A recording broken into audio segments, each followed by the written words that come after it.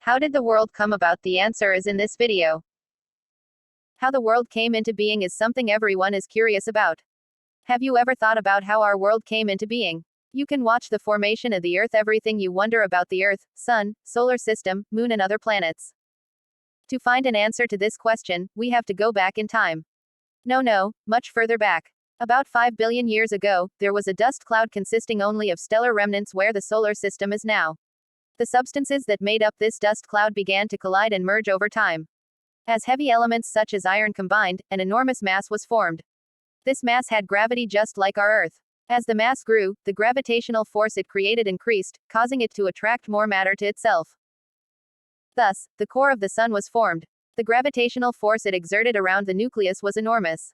This gravitational force caused the hydrogen atoms, the lightest element, to fuse together as it attracted them. The core attracted hydrogen atoms with such great force that the hydrogen atoms combined to form helium atoms. The name of the element helium comes from the word helios, the ancient Greek name of the Sun. The reaction in which hydrogen atoms combine to form helium atoms is called fusion. An incredible amount of energy is released as a result of this reaction.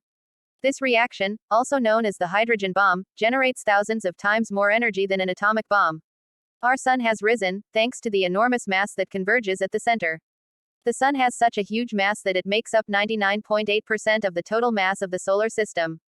In other words, if the solar system weighed 100 kilograms, 99.8 kilograms of it would be composed of the Sun and the remaining 0.2 kilograms of other planets. The Sun is incomparably larger than the Earth. About 1 million worlds can fit inside the Sun. If the Sun were 300 tons, our Earth would only weigh 1 kilogram. Also, the Sun's only benefit is not that it warms us.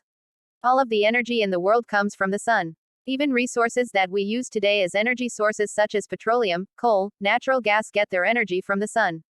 Because plants photosynthesize and produce energy thanks to sunlight. The remains of this plant and the animals that ate them have fossilized over millions of years to form fossil fuels, energy sources such as oil and natural gas. It is impossible for us to survive without our Sun.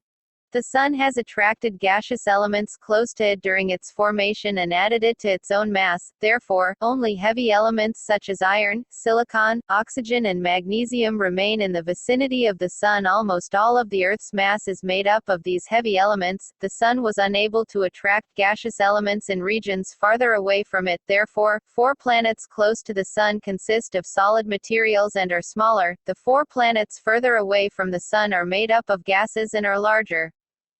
It may even be called gas giants. The furthest Pluton is a dwarf planet, because Pluton is so small that it could not even attract and clean the small meteorites around it. Other planets have gravity to attract all the small meteorites nearby. While these were happening in our gigantic star, rock fragments orbiting the Sun also began to collide and merge with each other. As rocks collided and merged, they pulled other substances around them and incorporated them into their own mass. All the planets formed this way.